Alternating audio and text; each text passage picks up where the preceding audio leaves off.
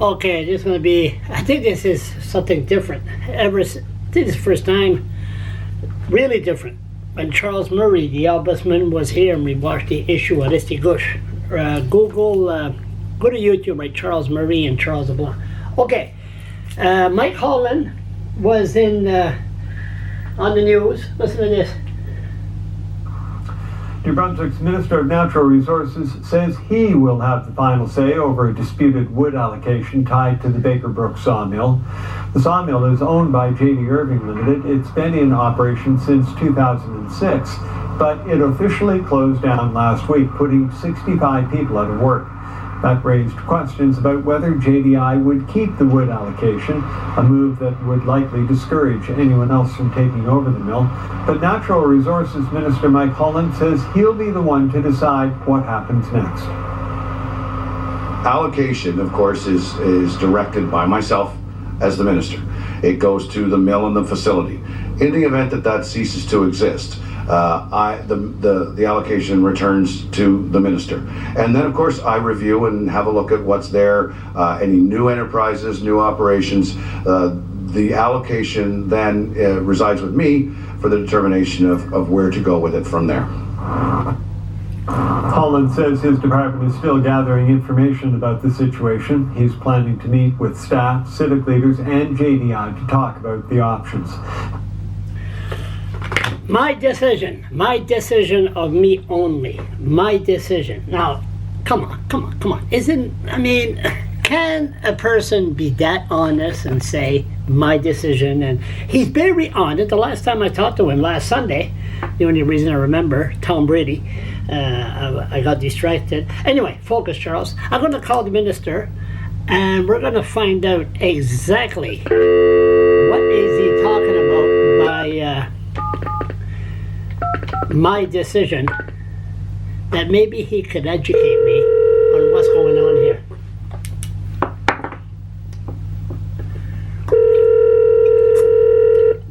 No beer, water.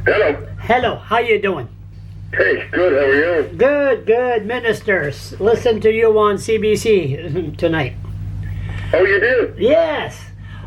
See, that's the difference between me and CBC, which it's nice to use their product. They edit, I don't. Well, we're watching. I've been on the TV a lot lately. Yes, you've been a lot. Where's Beaverbrook, anyway? Beaverbrook? Yeah. Bakerbrook. Is it Bakerbrook? Yeah. Where's that? Are you talking about the mill? Yeah, where's that? Yeah, that's up Madawaska, Kelly. Madawaska. Oh, okay, that way. Boy, that's Obreon, la République de la Madawaska. Right. You don't fool around. Why? Oh, you learn to speak French. That's good. Oui, je pratique mon français. Je parle français. Please. Assez, s'il vous plaît. Arrête. No more. Arrête, s'il vous plaît. Okay. What's going on? You sound like you're Mr. Tough Guy there. The decision is mine. They shut down the sawmill, and they're worried that the Irvings will still keep the wood, but the final say is you. Well, it's allocations for Crown land. The decisions for allocations reside with the Crown, and of course I'm the representative of the Crown when it comes to forested land. And then we take you decide to open up a mill, you put your plan in place. We think it's a good project. We give you an allocation, and away you go. But if you stop operating that mill or it ceases to exist, the allocation was there for that specific business. It then comes back for review and decision by the minister to determine where it's best suited to go next. Yeah, but ain't the Irvings more powerful than a minister? What? Could you repeat that? Ain't the Irvings more powerful than a minister? There's a lot of people smarter, better looking, more powerful, all kinds of things than me. But on that, the law is pretty clear. The allocations reside with the Crown, and I'm their representative. And if now, I mean, as I said on the interview, that I'll look at any business case as to what happened, where to go from here, and that allocation's out there, and where the best use of it is. I just thought about this. You sound like, do you remember him? You must know his name, Dominic Carty. Dominic Carty.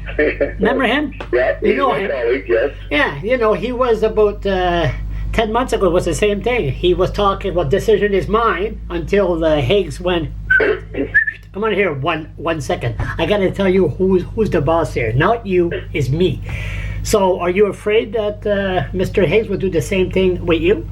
I'm never afraid of anything like that when I've put done my homework and put a good plan together. In fact, for years I've known Premier Higgs for a long time, and as long as you get your act together and you make sense and you put a good plan together, I found that he's respected that. I found that over the last year, over every file that I've embarked upon. He certainly has a high level of accountability, and you better have your act together when you make a presentation. But he appreciates homework and a good solid knowledge of the files. Another 2 minutes. I know it's Friday night, and you're busy. That's it. Yeah, you're right. Yeah, and you're a busy man. Now, was this mill open because of the Forestry Act that was signed in 2014? I don't think so. I think that predates that. Okay, so In fact, I'm quite confident that it does. So did they cut all the trees, what they were allowed in that area? That's the reason they shut down the mill? No, I don't think it was access to product. And like I said in the news, I've reached out to JDI to sit down and have a conversation to find out the dynamics of what exactly led to those circumstances. Can they I cut? haven't the answers yet. No. Can they cut the trees in that area and send it at the paper mill or the mill in the sawmill or whatever you want to call it in Chipman? Well, see, trees from the bottom of the root to the top of the tip, you have various different uses for different parts of it. So I want to find out exactly what the supply chain looked like on that allocation. Could one tree go to Chipman? Well, a tree can go to a number of different places. No, but can they cut it in that area that the people were laid off in that area? And can they take the trees and just say, okay, we close the mill and we're going to transfer? I mean, we have to have a look at industrial plans and business plans. And like you said, we want to make sure we get the best value for the dollar, the best benefit to economic impact, the best benefit as it relates to job creation. So, and I haven't done any of that yet, but I'm gonna. One more question and that's it. So when you have the Forestry Act and they go on Crown land, is the area cut and you're going to cut this 50 acres and you're going to bring it to the closest mill to the area where it affects, or are they going to bring it 300 miles away? Well, well, of course, proximity is a big factor in where it goes. But like I said, the tree, there's a variety of different uses that can go, everything from the junk that's left on the forest floor to the largest piece of the sawlog. So one tree can wind up going to a number of different places by the time the supply chain's all said and done. I'd have to, you got to look at specific spots and say, okay, in this area, what happens to that allocation? In that area, what happens to that allocation? Because based on the demand, the proximity, it's not a simple answer for where one tree goes. Okay. It depends on where it goes. I'll sit down with you sometime and I'll go through that with you. Yeah, sure. And then you're going to talk to JDI and find out what they're going to do with that mill. If somebody wants to buy the mill, the trees on Clown land in that area would go to that local mill, not Irving's. Yeah, I'm meeting with JP Willett. Do you know JP? He's a great guy. Former Tory MLA, actually, years ago. Who's JP? I've known him for quite a long time. I've met with him on a few different projects. So he will also be a guy that I'm going to be meeting and chatting with. JDI, my department. Yeah, but we're at the front end of that. I don't have any of all of that details and due diligence done. But you know me, Charles. Yes. By the time I'm done, I get all the answers. Who's JP? JP Willett, the mayor up there in Madawaska. Never met him.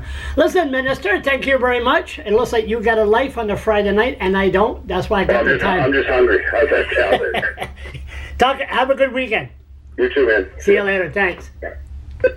Okay, so you know what? I think that's interesting. I just thought about it, that if the Crown land, the area where it's cut, can they take the trees and send it to Chipman? Very good. I really like to know what's going on. And as usual, I love these ministers that's open-minded. Jeff Carr, same thing. And all the ministers that they wish to talk freely. I'm still waiting for Dominic Carty, though. I got to sit down with that guy. But he's not shy. That's the guy I interviewed on, said he was having a haircut. And I was interviewing him. Go to YouTube, right, Dominic Carty and Charles LeBlanc. You'll see it. Okay, enough of that. Stay tuned. I think we'll have a follow-up on this one.